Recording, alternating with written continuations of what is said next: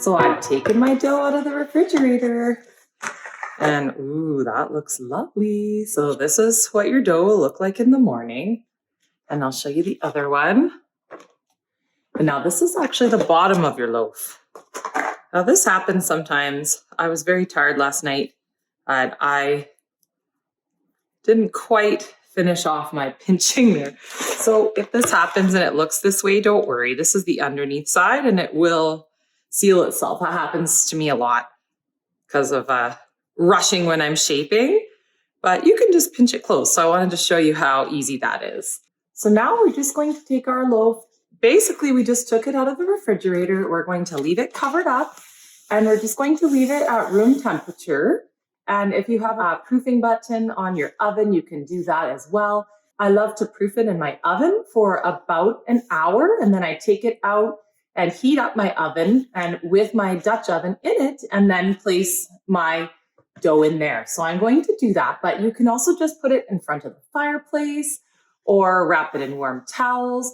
But you're basically going to be leaving it right now to proof until it's just perfectly proofed, and I'm going to teach you exactly how to do it. It's depending on the temperature of your environment. It's going to take usually about 2 hours. I find at about the 2-hour point, it's perfect. But if it's really cold, it could take a little longer.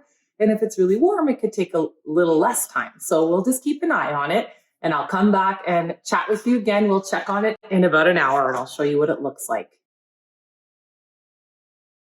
I wanted to show you my favorite tools that I'm going to be using today. I have a Dutch oven, which is, as you can tell, very well loved. I keep it like this as I don't clean it with soapy water, as I feel like this actually ages it. So this is my very inexpensive PC brand Dutch oven, which does me wonders for my bread.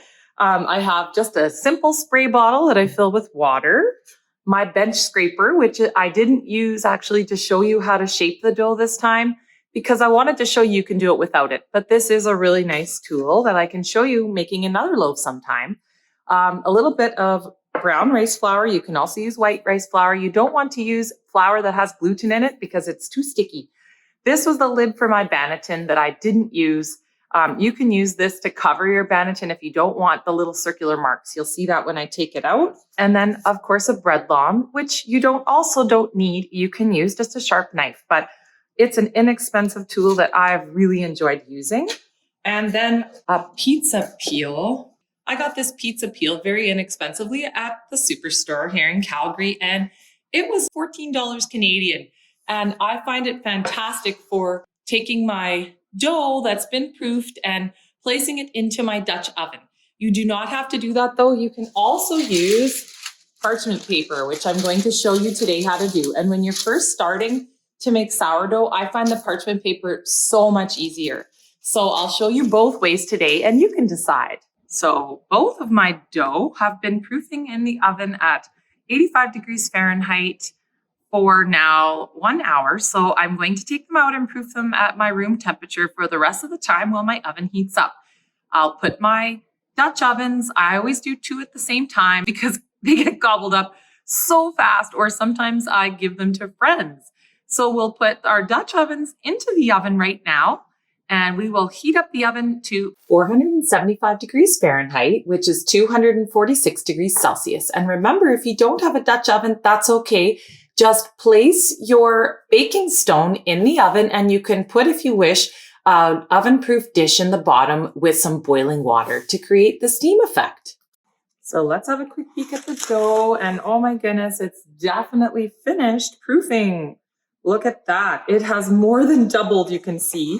It's raised way up to the edge of the banneton and it's pulled away from the edges. And I had put some brown rice flour and sprinkled it on top last night. I forgot to show you doing that. And that's so that you're more able to test it and touch it and feel it.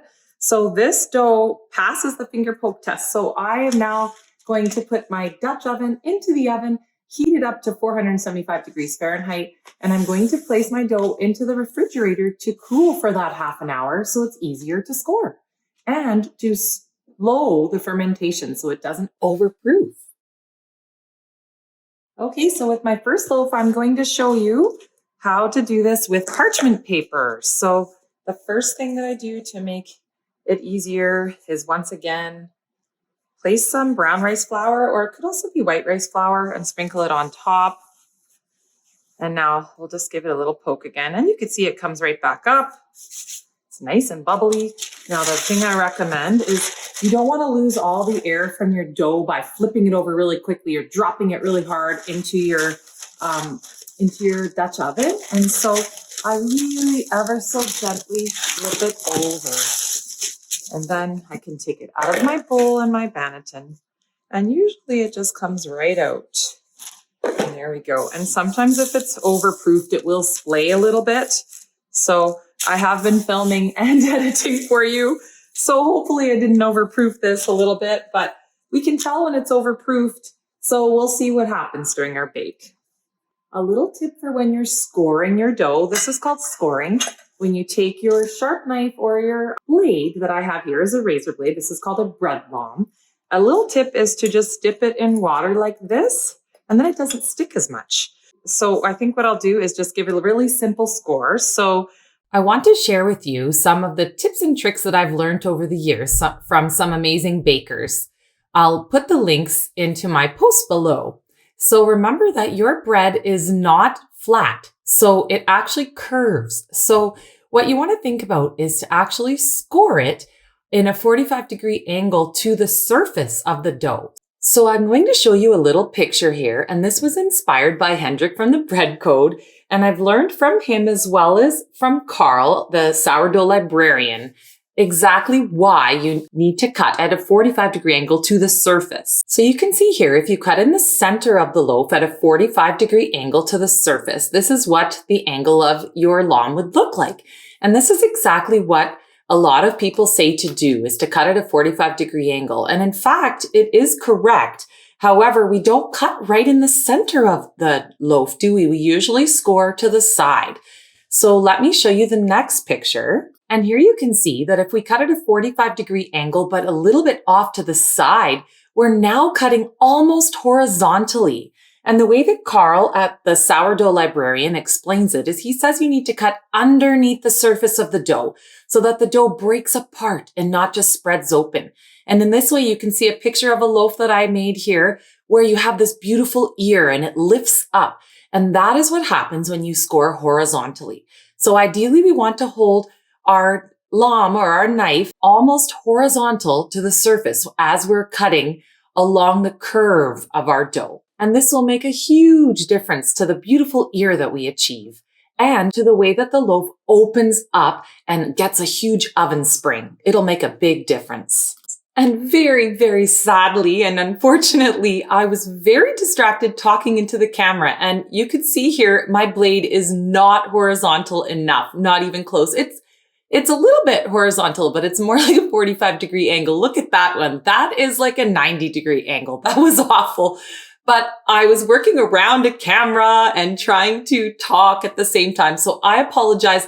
This loaf will not have the best ear. So this is a perfect example of what will happen if you cut at the 90-degree angle. But I showed you a picture of what mine normally look like. And I will do this again and re-record it and add them side by side so that you can see the difference. I'll also put a fresh new blade on my lom in the new video so you can see the difference with a sharp blade, because I realized as I started filming, my blade was not sharp enough, not even nearly. So I will show you in my re-recording how it would look when you actually score it properly with a very sharp lom.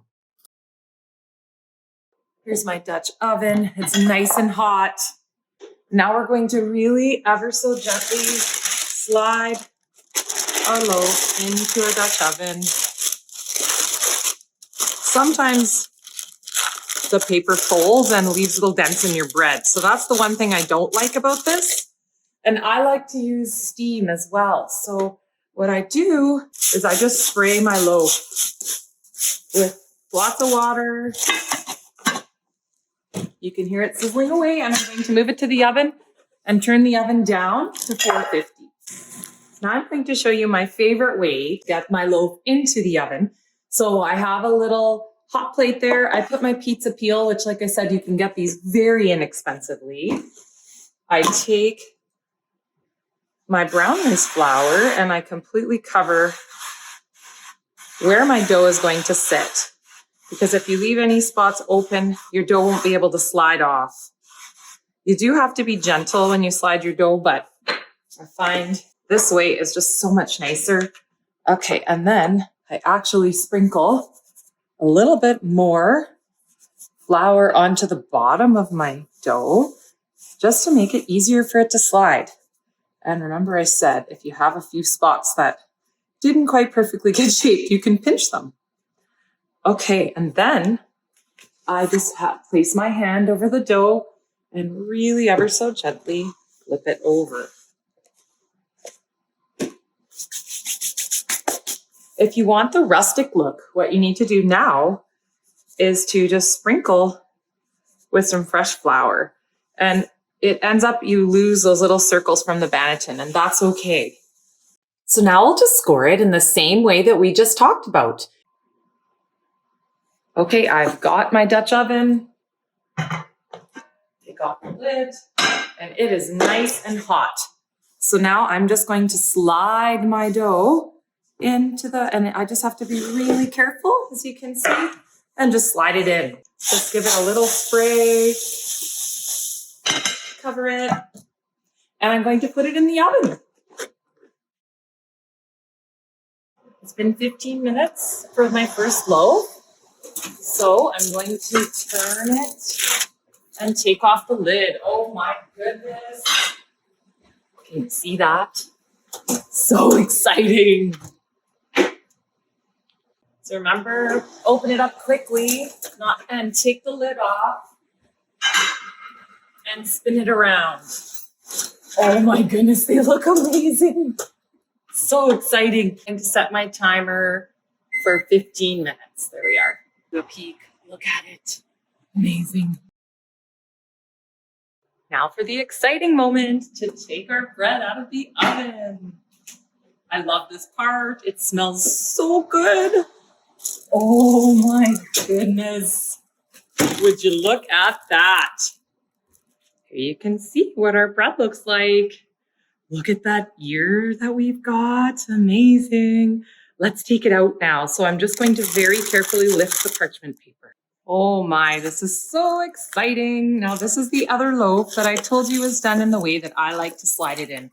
This is how I take it out.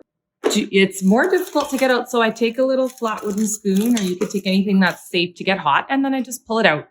And then I'll put it onto my rack to cool. Well, these two loaves just look absolutely delicious. Like I said, they didn't have the prettiest scoring, but I wanted to show you how simple it can be. You don't have to be fancy. Now, this is the one that was used with the parchment paper. And as you can see, the parchment paper does leave funny shapes. So it's not my favorite.